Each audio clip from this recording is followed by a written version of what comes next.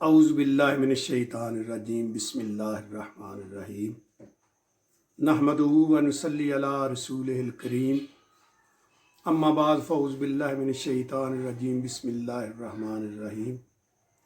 अल्लाह दी तारीफ़ तौसीफ़ तो बाद लखां करोड़ां दरूदो सलाम नबी पाक दी ज़ाते बाबरकात ते उन्हां दी अहले बैत ते असहाब ते ज़ुरीयत ते इतरत ते।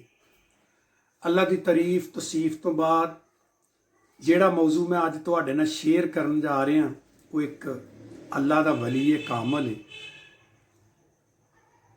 ਜਿਨ੍ਹਾਂ ਦਾ ਨਾਂ हज़रत अब्दुल लतीफ़ है अल मरूफ इमाम बरी सरकार है। आप ਦਾ विसाल 1026 ਹਿਜਰੀ ਚਕਵਾਲ ਦੇ ਇੱਕ ਛੋਟੇ ਜਿਹੇ ਗਾਉਂ ਕਰਸਾਲ 'ਚ ਹੋਇਆ।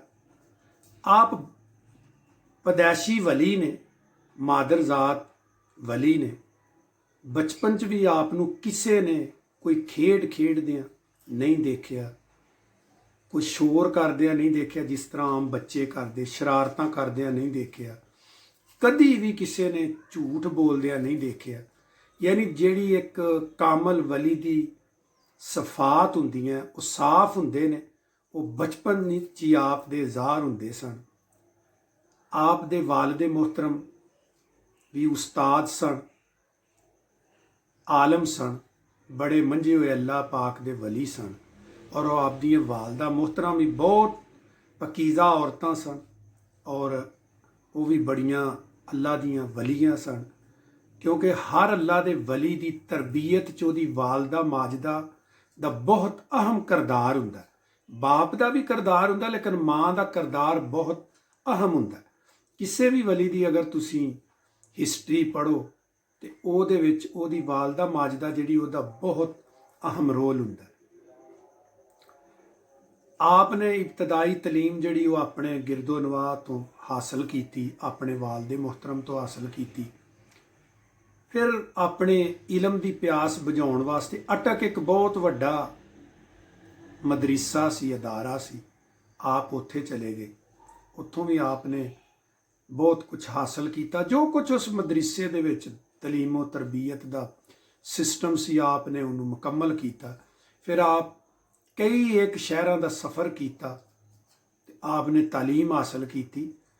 आप सिर्फ एक आरफ कामल ही नहीं सन, आप एक बहुत वड्डे आलम भी सन फिका दे, कुरानो हदीस दे, जिस तरह कहा जाता ना दरसे निज़ामी, सरफ नहू बदी कलाम मंतक फलसफा बयान, ये बहुत सारे अलूम जिहड़े ने आपने हासिल किए। ते वैसे भी सैयदजादे ने। आप दा तकरीबन 23वीं पुश्त च जाके आप दा शजरा नसब मुबारका इमाम मूसा काज़म दे नाल मिलदा है।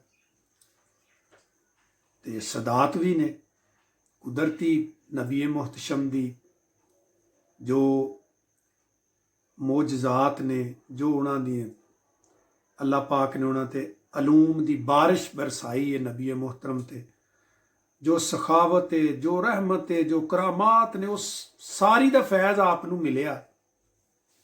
फिर आप अपने इलम दी प्यास बुझाउण वास्ते हिजाज दा भी सफ़र किया, मक्कातुल मुकरमा और मदीनातुल मुनव्वरा दा भी आपने सफ़र किया। आपने उत्थों भी फैज़ समेटिया। फिर अपने वक़्त दे नाल आप वापस आए। आप दी बैत दे दो मुख्तलिफ तरीक ने। उस तो बाद आपने जेड़ा मौजूदा वक़्त जिथे आप दा मज़ार मुबारक है नूरपुर, इनू चोरपुर कहा जाता हुंदा है, लेकिन आप दे कदमैन ने, आप दे कदमां ने सदके उन्हां दे तुफैल वो अज नूरपुर बन गया। ये जगह नूं पहले कहावत भी कहा जाता है।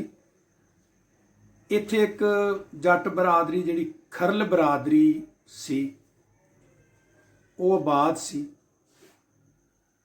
आप दा चर्चा जिस तरह फर्शां ते वे, इस तरह अरशां ते भी हो रहा सी।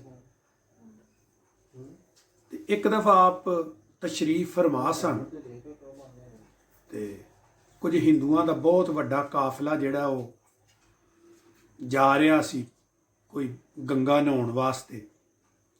ਆਪ ਨੇ ਪੁੱਛਿਆ ਕਿੱਧਰ ਜਾ ਰਹੇ?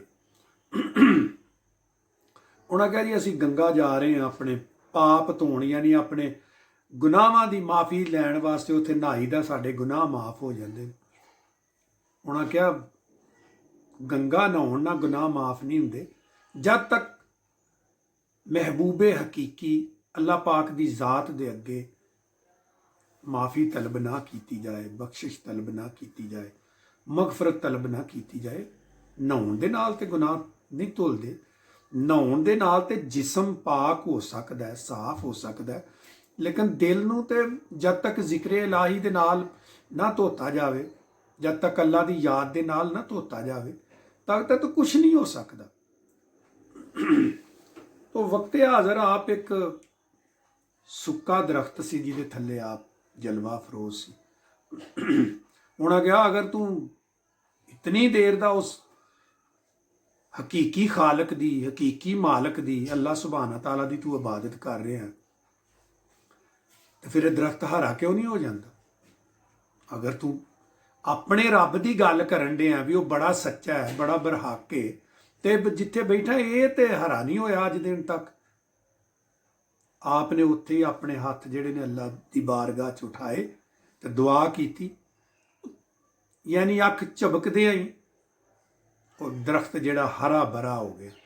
ਉਹਨਾਂ ਸਾਰਿਆਂ ਨੇ ਜੋ ਕੁਝ ਮੂਰਤੀਆਂ ਸ਼ੂਰਤੀਆਂ 'ਚ ਸਾਰੀਆਂ ਉਹਨਾਂ ਸੁੱਟੀਆਂ ਤੇ ਆਪ ਦੇ ਕਦਮੀ ਡਿਗੇ। ਉਹਨਾਂ ਨੇ ਇਸਲਾਮ ਦੀ ਦੌਲਤ ਖਰੀਦ ਲਈ, ਸਮਝੋ ਇਸਲਾਮ ਦੀ ਦੌਲਤ ਤੋਂ ਮੁਨੱਵਰ ਹੋ ਗਏ, ਇਸਲਾਮ ਦੇ ਨੂਰ ਤੋਂ ਮੁਨੱਵਰ ਹੋ ਗਿਆ। ਉਹ ਸਾਰਾ ਕਬੀਲਾ ਹੀ ਮੁਸਲਮਾਨ ਹੋ ਗਿਆ। ਤੇ ਫਿਰ ਉਹਨਾਂ ਨੇ ਇਮਾਮ ਬਰੀ ਸਰਕਾਰ ਦੀ ਬੜੀ ਖਿਦਮਤ ਕੀਤੀ, ਕਿਉਂਕਿ ਬੜੀ ਤਦਾਦ ਦੇ ਅੰਦਰ ਉਹ ਕਬੀਲਾ ਜਿਹੜਾ ਇੱਥੇ ਆਬਾਦ ਸੀ, ਉਹਨਾਂ ਨੇ ਉਹ ਖਿਦਮਤ ਕੀਤੀ। ਉਸ ਤੋਂ ਬਾਅਦ ਆਪ ਦਾ ਚਰਚਾ ਜਿਹੜਾ ਉਹ ਪੂਰੇ ਹਿੰਦੁਸਤਾਨ ਦੇ ਅੰਦਰ ਹੋ ਗਿਆ। ਉਸ ਵਕਤ ਮੁਗਲ ਬਾਦਸ਼ਾਹ ਸੀ ਜਿਹਦੇ ਕੋਲ ਇੱਕ ਬਹੁਤ ਕੀਮਤੀ ਹੀਰਾ ਸੀ। ਸ਼ਾਇਦ ਹੁਣ ਉਹ ਹੀਰਾ ਲੰਦਨ ਪਹੁੰਚ ਚੁੱਕਿਆ, ਜਦੋਂ ਕਬਜ਼ਾ ਹੋਇਆ ਉਹਨਾਂ ਦਾ ਅੰਗਰੇਜ਼ਾਂ ਦਾ, ਤੇ ਉਹ ਸ਼ਾਇਦ ਲੰਦਨ ਲੈ ਗਏ ਉਸ ਹੀਰੇ ਨੂੰ। ਤੇ ਉਹਦੇ ਕੋਲ ਇੱਕ ਹੀਰਾ ਸੀ ਤੇ ਉਹ ਔਰੰਗਜ਼ੇਬ ਕੋਲ, ਉਹਨੂੰ ਬੜਾ ਮਾਣ ਸੀ ਕਿ ਮੇਰੇ ਕੋਲ ਬੜਾ ਕੀਮਤੀ ਹੀਰਾ। ਉਹਨੇ ਜਦੋਂ ਆਪ ਦੀ ਸ਼ੋਹਰਤ ਦਾ ਡੰਕਾ ਵੱਜਦਾ ਹੋਇਆ ਦੇਖਿਆ ਤਾਂ ਉਹਨੇ ਆਰਡਰ ਕੀਤਾ, ਔਰ ਕੁਝ ਰਵਾਇਤਾਂ 'ਚ ਹੁੰਦਾ ਕਿ ਉਹ ਖੁਦ ਆਇਆ ਤੇ ਆ ਕੇ ਆਪ ਆਪਣੇ ਮਰਾਕਬੇ 'ਚ ਮੁਸਤਗਰਕ ਸਨ, ਮਰਾਕਬੇ 'ਚ ਆਪ ਮਸ਼ਗੂਲ ਸਨ। ਤੇ ਉਹਨੇ ਆ ਕੇ ਆਖਿਆ ਜੀ ਮੈਂ ਤੁਹਾਨੂੰ ਗ੍ਰਿਫਤਾਰ ਕਰਨ ਵਾਸਤੇ ਆਇਆ। ਆਪ ਖਾਮੋਸ਼ ਰਹੇ। 2-3 ਦਫਾ ਉਸਨੇ ਇਹ ਗੱਲ ਆਖੀ ਕਿ ਮੈਂ ਤੁਹਾਨੂੰ ਗ੍ਰਿਫਤਾਰ ਕਰਨ ਵਾਸਤੇ ਆਇਆ। आपने इंज नज़र उठाई क्या गिरफ्तार करना आया या गिरफ्तार होना आया? जब नज़र अल्लाह के वली ने चुकी ना, उत्थे कदमी डिग गया। फिर उन्होंने कहा जी मेरे लिए दुआ करो। ताई तो कहते हैं कि निगाह मर्द मोमन ये तासीर देखी, बदलती निगाह है, हज़ारों की तकदीर देखी। अल्लाह पाक ने जेड़ा बंदा गिरफ्तार करने वास्ते आया सी, खुद आप दी मुहब्बत के अंदर गिरफ्तार होके चला गया। और फिर वो ਉਹਦੇ 2 ਸ਼ਹਜ਼ਾਦੇ ਜਿਹੜੇ ਨੇ, ਉਹਨਾਂ ਵੀ 1-2 ਵਾਰੀ ਕੋਸ਼ਿਸ਼ ਕੀਤੀ ਹੈ ਕਿ ਇਹਨਾਂ ਨੂੰ ਗ੍ਰਿਫਤਾਰ ਕੀਤਾ ਜਾਏ, ਲੇਕਿਨ ਉਹ ਵੀ ਗ੍ਰਿਫਤਾਰ ਹੋ ਗਏ, ਉਹ ਮਰੀਦ ਹੋ ਗਏ। ਫਿਰ ਉਹਨਾਂ ਨੇ ਆਪ ਕੋਲੋਂ ਫੈਜ਼ ਵੀ ਪਾਇਆ, ਤਲੀਮ ਵੀ ਹਾਸਲ ਕੀਤੀ। ਤੇ ਇਹ ਅੱਲਾ ਦੇ ਵਲੀ ਦੀ ਤਾਸੀਰ ਹੁੰਦੀ ਹੈ ਕਿ ਅੱਲਾ ਦਾ ਵਲੀ ਜਿਸ ਜਗ੍ਹਾ ਤੇ ਬਹਿੰਦਾ ਉਹ ਇਲਮ ਤੇ ਬਾਂਟਦਾ ਹੀ ਹੈ, ਉਹਦੇ ਨਾਲ ਉਹ ਸਖਾਵਤ ਦਾ ਵੀ ਦਰਸ ਦਿੰਦਾ ਹੈ, ਮੁਹੱਬਤ ਦਾ, ਖੂਵਤ ਦਾ ਵੀ ਦਰਸ ਦਿੰਦਾ ਹੈ, ਅੱਲਾ ਦੀ ਤਰਫ ਰਾਗਬ ਹੋਣ ਦਾ ਵੀ ਦਰਸ ਦਿੰਦਾ ਹੈ। ਔਰ ਨਿਗਾਹ ਕਰੇ ਤੇ ਇੱਕ ਆਮ ਬੰਦੇ ਨੂੰ ਵੀ ਉਹ ਕਾਮਲ ਕਰ ਦਿੰਦਾ ਹੈ कि निगाह मर्द मोमन में ये तासीर देखी, बदलती हज़ारों की तकदीर देखी। यानी जिस तरह गौसुल आजम सरकार दे कोल घर चोरी करना आए तो गौसुल आजम सरकार ने नज़र की किसी जगह तबलीग की जरूरत ही, तो आपने कहा जाओ उस साफ दे विच 2 कुतब छुपे ने, जाओ इन्हों लै जाओ, ये तबलीग करनगे। चोर जिहड़े ने आप दी ज़बान चो अल्फाज अदा होने की देर तो वो कुतब हो गए। इस तरह इमाम बरी सरकार का वाकया। फिर इन्हां दी बड़ी खिदमत करदे एक खास एक बंदा सी, उहदे कोल काफ़ी मझां सन, ते ਆਪ ਨੂੰ ਦੁੱਧ ਪੇਸ਼ ਕਰਦਾ, ਜਿਸ ਤਰ੍ਹਾਂ ਦਾਤਾ ਸਾਹਿਬ ਹਜ਼ੂਰ ਸਰਕਾਰ ਨੂੰ ਗੁੱਜਰ ਜਿਹੜੇ ਨੇ ਜਦੋਂ ਸਬੀਲ ਲੱਗਦੀ ਦੁੱਧ ਪੇਸ਼ ਕਰਦੇ ਨੇ, और जब आप हयात सन ਤਾਂ ਵੀ ਯਾਰ ਨਸਲ ਦਰ ਨਸਲ ਉਹ ਦੁੱਧ ਪੇਸ਼ ਕਰਦੇ ਹਨ। ਇਸੇ ਤਰ੍ਹਾਂ ਉਹ ਬਰਾਦਰੀ ਦਾ ਬੰਦਾ ਵੀ ਜਿਹੜਾ ਉਹ ਇਹਨਾਂ ਨੂੰ ਦੁੱਧ ਪੇਸ਼ ਕਰਦਾ ਹੈ। ਜਿਸ ਮੱਝ ਦਾ ਦੁੱਧ ਲਿਆ ਕੇ ਪਿਉਂਦਾ ਸੀ, ਸ਼ਾਮ ਨੂੰ ਉਹ ਮੱਝ ਮਰ ਜਾਂਦੀ, ਲੇਕਿਨ ਇਤਨਾ ਮੁਹੱਬਤ ਵਾਲਾ ਸੀ, ਇਤਨਾ ਇਸ਼ਕ ਸੀ ਉਹਨੂੰ ਇਮਾਮ ਬਰੀ ਸਰਕਾਰ ਦੇ ਨਾਲ ਕਿ ਉਹਨੇ ਇਸ ਗੱਲ ਦਾ ਕਦੀ ਆਪ ਨਾਲ ਤਜ਼ਕਰਾ ਨਹੀਂ ਕੀਤਾ ਕਿ ਇਹ ਮਾਮਲਾ ਹੋ ਰਿਹਾ। ਸਾਰੀਆਂ ਹੀ ਮੱਝਾਂ ਉਹਦੀਆਂ ਮਰ ਗਈਆਂ, ਸਭ ਡੰਗਰ ਉਹਦੇ ਮਰ ਗਏ। ਤੇ ਉਹ ਜਿਸ ਵਕਤ ਆਇਆ ਵੇ ਤੇ ਉਹਦੇ ਕੋਲ ਤਾਂ ਕੋਈ ਚੀਜ਼ ਨਹੀਂ, ਦੁੱਧ ਨਹੀਂ ਲੈ ਕੇ ਆਇਆ ਤੇ ਪਰੇਸ਼ਾਨ ਸੀ। ਤੇ ਆਪ ਨੇ ਕਿਹਾ ਉਹ ਕੀ ਹੋਇਆ, ਕਿਉਂ ਪਰੇਸ਼ਾਨ ਹੋਇਆ? ਲੱਗਦਾ ਮੱਝਾਂ ਸਾਰੀਆਂ ਮਰ ਗਈਆਂ ਤੇਰੀਆਂ, ਇਸ ਕਰਕੇ ਪਰੇਸ਼ਾਨ ਹੈ। ਉਹਨੇ ਕਿਹਾ ਜੀ ਹਜ਼ੂਰ ਮੈਂ ਤੁਹਾਨੂੰ ਦੁੱਧ ਪੇਸ਼ ਕਰਦਾ ਹਾਂ ਤਾਂ ਮੇਰੇ ਡੰਗਰ ਹੀ ਸਾਰੇ ਮਰ ਗਏ, ਮੈਂ ਹੁਣ ਕੁਛ ਨਹੀਂ ਕਰ। ਉਹਨਾਂ ਕਿਹਾ ਘਬਰਾ ਨਾ ਪੁੱਤਰ, ਘਬਰਾਉਣਾ ਨਹੀਂ, ਉਸੇ ਨਦੀ ਤੇ ਖੜਾ ਹੋ ਜਾ ਕੇ ਤੇ ਜੋ ਡੰਗਰਾਂ ਦੇ ਨਾਂ ਰੱਖੇ ਨਾ ਮੱਝਾਂ ਦੇ, ਉਹ ਪੁਕਾਰਦਾ ਜਾ। ਜਿਵੇਂ ਜੱਟਾਂ ਨੇ ਹਰ ਡੰਗਰ ਦਾ ਮੱਝ ਦਾ ਨਾਂ ਰੱਖਿਆ ਹੁੰਦਾ, ਕਿਸੇ ਦਾ ਕੇਤਲੀ, ਕਿਸੇ ਦਾ ਕਾਲੀ, ਕਿਸੇ ਦਾ ਬੂਰੀ, ਕਿਸੇ ਦਾ ਜਿਸ ਤਰ੍ਹਾਂ ਦੇ ਵੀ ਨਾਂ ਹੁੰਦੇ।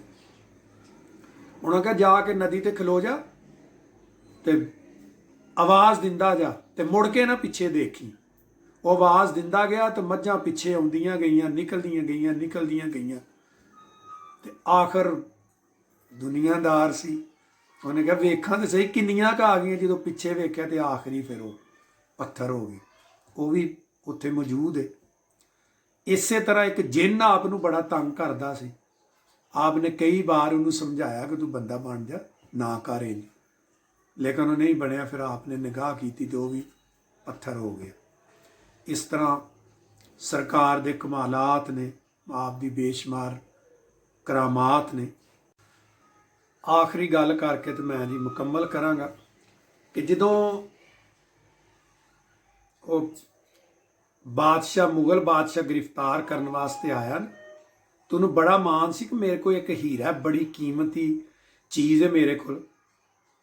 ਆਪ ਨੇ ਨਜ਼ਰ ਨਾ ਉਹਨੂੰ ਗ੍ਰਿਫਤਾਰ ਤੇ ਕਰ ਲਿਆ ਆਪਣੀ ਮੁਹੱਬਤ 'ਚ। ਆਪ ਨੇ ਕਿਹਾ ਆ ਇੱਥੇ ਪੱਥਰ ਤੇ ਬਹਿ, ਪੱਥਰ ਤੇ ਬਿਠਾ ਕੇ ਕਿਹਾ ਅੱਖਾਂ ਬੰਦ ਕਰ।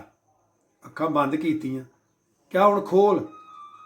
ਜਦੋਂ ਵੇਖਿਆ ਤੇ ਜਿਹੜੇ ਇੱਕ ਹੀਰੇ ਤੋਂ ਮਾਨ ਤਕੱਬਰ ਕਰਦਾ ਸੀ, ਲੱਖਾਂ ਕਰੋੜਾਂ ਹੀਰੇ ਜਿਹੜੇ ਨੇ ਉਹ ਇਮਾਮ ਬਰੀ ਸਰਕਾਰ ਦੇ ਕਦਮਾਂ 'ਚ ਪਏ ਸੀ।